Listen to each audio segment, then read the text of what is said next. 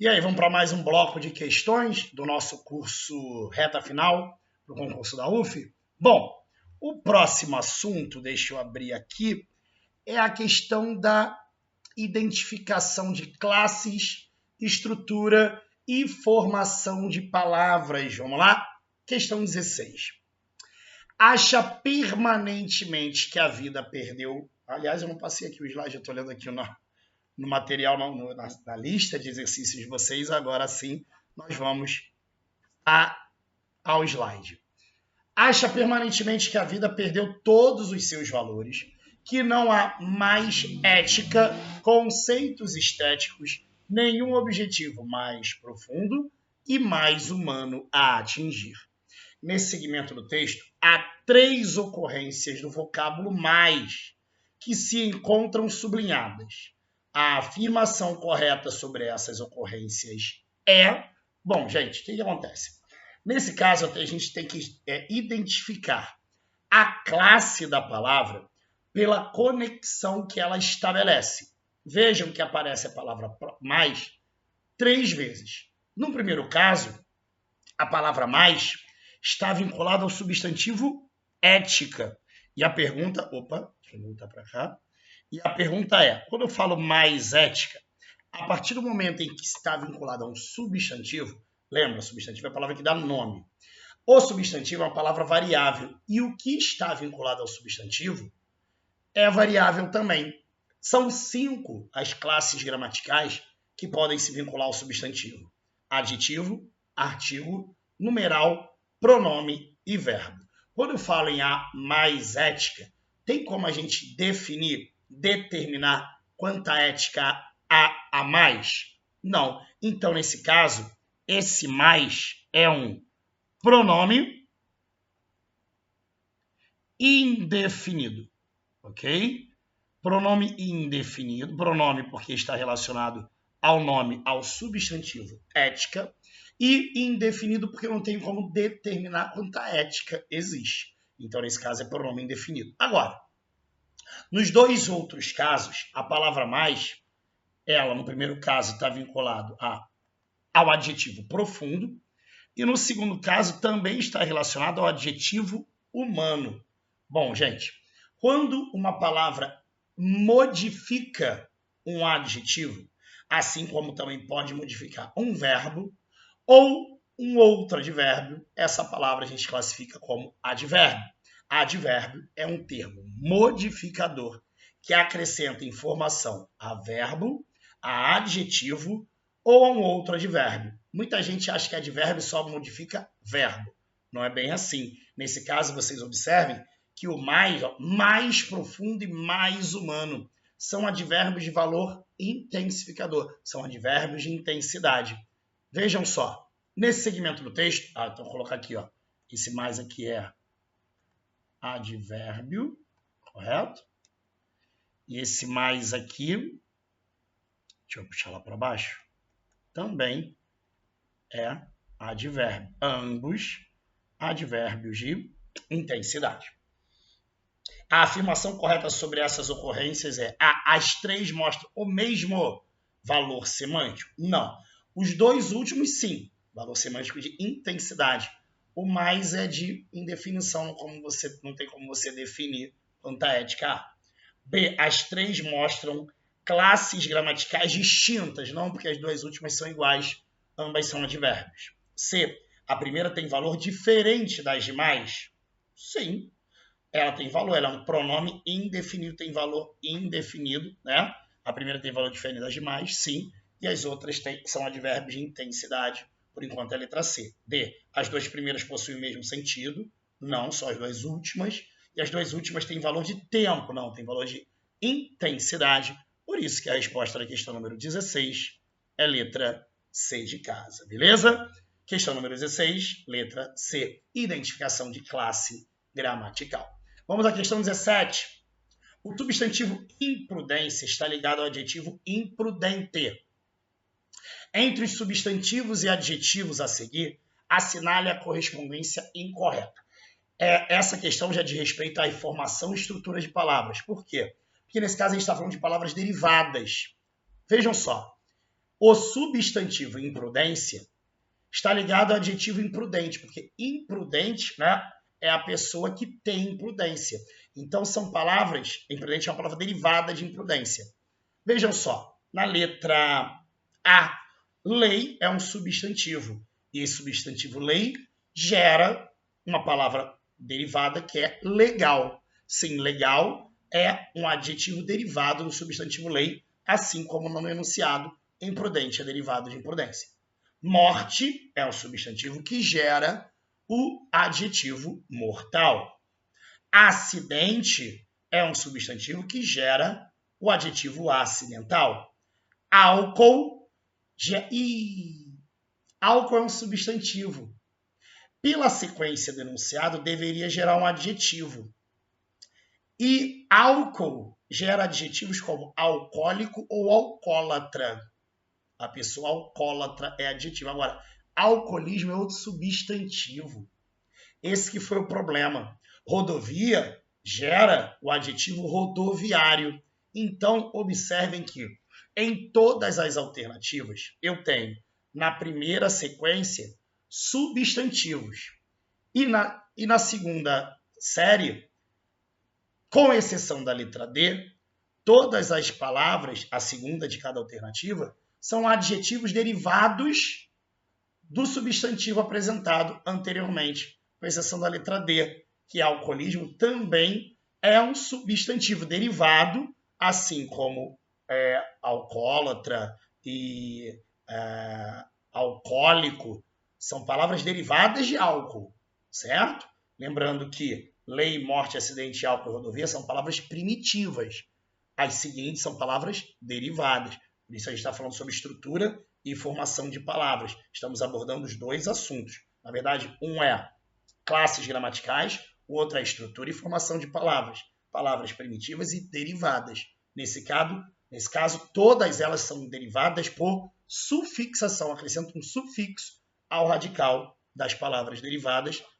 O erro, porém, está na questão da classe gramatical, porque na letra D de dado, alcoolismo é um substantivo e em todas as outras alternativas, a segunda palavra é um adjetivo. Beleza? Questão número 17, letra D de dado. 18. As preposições são elementos importantes no texto.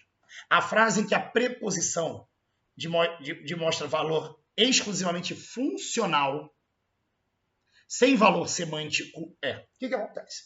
Existem preposições que são utilizadas na língua portuguesa com valor semântico. Por exemplo, quando eu pego a palavra casa, a palavra casa por si só já tem um sentido. Se eu pego a preposição de para conectar a palavra casa a um outro termo, observe. Casa de João. Casa de madeira. Casa de R$1 milhão. Observem. Essa preposição de, ao relacionar essas palavras, estabelece entre elas relações significativas, relações semânticas. Então, por exemplo, casa de João, entre João e as palavras casa e João, essa preposição de estabelece entre elas uma relação de posse. Já entre casa e madeira, estabelece entre elas uma relação de matéria, a matéria da qual a casa é feita. E quando eu falo casa de R$1 milhão, essa preposição de estabelece entre esses termos uma relação de valor. Tradicionalmente, a preposição que não tem valor semântico é aquela que é exigida por um termo, seja ela um verbo, um nome ou qualquer outro elemento. Ela tem que ser exigida. Por exemplo, quem se refere a, quem gosta de, quem confia em. São preposições de valor sintático, ou seja, são exigidos por um termo. Então, nesse caso, eles não apresentam valor semântico. Vamos às alternativas? Eu quero aquela que tem valor funcional, ou seja, é exigido por um termo para ser conectado ao seu complemento e não estabelece uma relação significativa.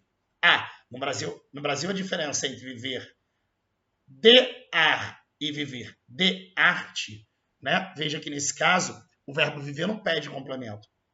Viver disso viver de arte, né? Esse de estabelece relações significativas entre as palavras. Ela não é uma preposição de valor funcional. B, um olhar diferente muda um conceito de cabeça.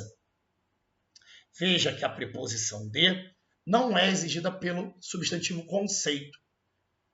Conceito é uma palavra que, na verdade, pode ser um conceito básico.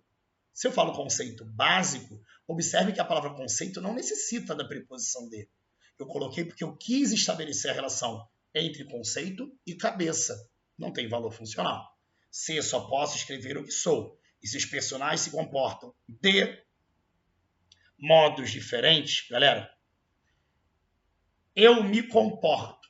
Esse de modos diferentes, eu estou estabelecendo uma relação significativa. Como eles se comportam? Uma relação de modo. Nesse caso, também não tem valor funcional. Se você precisar de dinheiro, galera, aí sim, como eu falei para vocês, existem elementos que exigem preposição. E você sabe que o verbo precisar, no sentido de necessitar, me diz, vai, quem precisa, precisa de alguma coisa. Esse de é exigido pelo verbo precisar para ligar esse verbo ao seu complemento. Essa preposição tem valor sintático, tem valor funcional. Letra D de dado. Ela não está aí para estabelecer um vínculo significativo entre dois termos. Ficou claro isso? Resposta na questão número 18, letra D de dado. Quando a gente acorda de bom humor, de novo é o modo como a pessoa acorda. Então, nesse caso, o verbo acordar não exige a preposição de. Ela está sendo usada aí com valor semântico de modo. Por conta disso, realmente a resposta da questão número 18 é letra D de dado.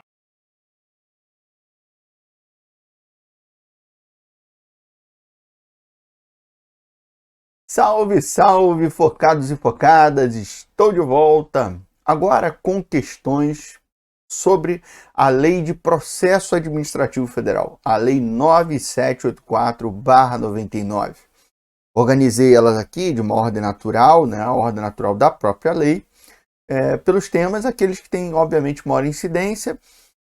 No curso, na própria apostila mesmo, a gente destaca os principais pontos.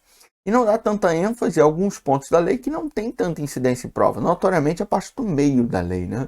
Muita coisa ali não cai em prova. Beleza? Então, sem mais delongas, vamos lá para o que interessa. Deixa eu ficar pequenininho aqui para não atrapalhar vocês. Slide aqui grande para mim. Simbora. Qual das alternativas abaixo elenca corretamente os 3 princípios aplicáveis à administração pública nos termos da 9784/99. Pay attention, please. Preste atenção. Os princípios da administração pública que você estuda no tema Princípios da Administração Pública são aqueles que a gente aprendeu. O LIMP são os 5 implícitos e vem os outros, né? Segurança jurídica, autotutela, tutela administrativa, continuidade, supremacia, indisponibilidade, finalidade e por aí vai. São vários outros princípios. Agora, na lei de processo administrativo, todos os princípios da administração se aplicam, só que ela se deu o trabalho de citar de maneira expressa alguns princípios, e eles são cobrados em prova, como, por exemplo, nessa questão.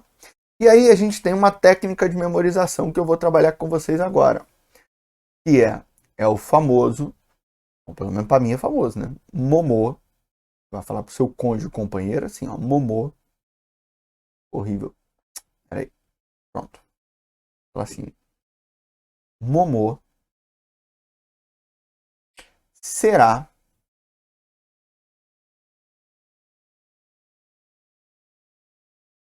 fácil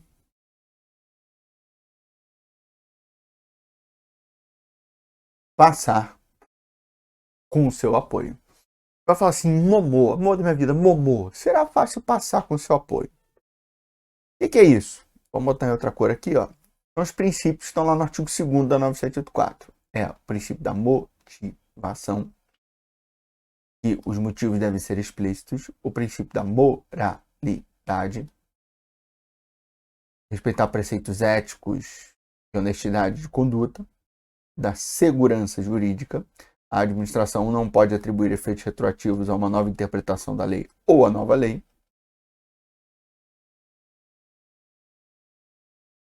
princípio da eficiência, buscar os maiores e melhores resultados, bom rendimento funcional, boa administração, presteza, razoabilidade, adequação entre meios e fins, que é a mesma coisa do P aqui, tá? Que é a proporcionalidade. Deixa eu só sair da tela rapidinho para não ficar na frente de vocês.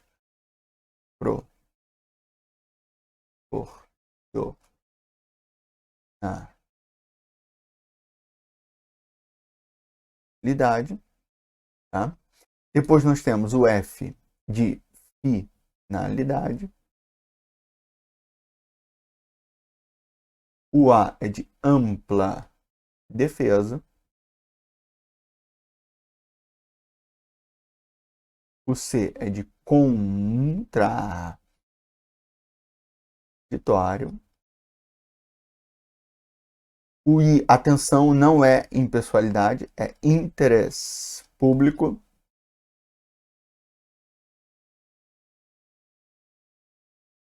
E o L é de legalidade. Bom, agora é a hora do teu print. Esses são os 1, 2, 3, 4, 5, 6, 7, 8, 9, 10, 11 princípios expressos na Lei de Processo Administrativo Federal. São os únicos, professor? Não. Ainda tem o princípio da informalidade ou do formalismo moderado, né? Ainda tem o princípio da gratuidade. Ainda tem o princípio da verdade material. Ainda tem também o princípio da oficialidade. Todos os princípios esses estão citados lá nas nossas apostilas devidamente conceituados. Beleza, galera? Voltando aqui na tela agora e voltando para a nossa questão. Agora ficou fácil, né? Vamos lá. Legalidade. Tá lá no Momô será fácil passar? Tá. Finalidade também? Tá. Supremacia? Não. Vou botar aqui em vermelho. Supremacia tá? Não. Então, errou! B. Finalidade, ok. Razoabilidade, ok. Segurança jurídica, ok. É o nosso gabarito. C. Moralidade, beleza. Proporcionalidade, beleza. Livre concorrência, não. Ampla defesa, beleza. Interesse público, beleza. Inabilidade, não. Supremacia de interesse privado, não. Finalidade, beleza. Licitude, não. Então, gabarito B de bola. Você poderia errar essa questão confundindo naturalmente a A com a B, né? Acho que é onde as outras dá para a gente eliminar, né? Livre concorrência, inabilidade e licitude, que está na C, na D e na E respectivamente, já te faz eliminar as alternativas. Agora, a A e a B tem princípios da administração, né? E aí você ficaria ali entre quais que estão na lei ou não. Supremacia não está na lei, tá bom? Beleza?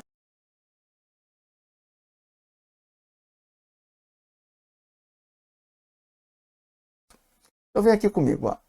A primeira diz assim, ó: a ética é baseada no comportamento humano, considerando regras baseadas em valores. Analise as proposições e coloque verdadeiro ou falso, considerando a ética na gestão pública. Primeiro, as principais diferenças entre ética e moral são: moral é princípio, ética é conjunto de aspectos de conduta específicos. Já inverteu.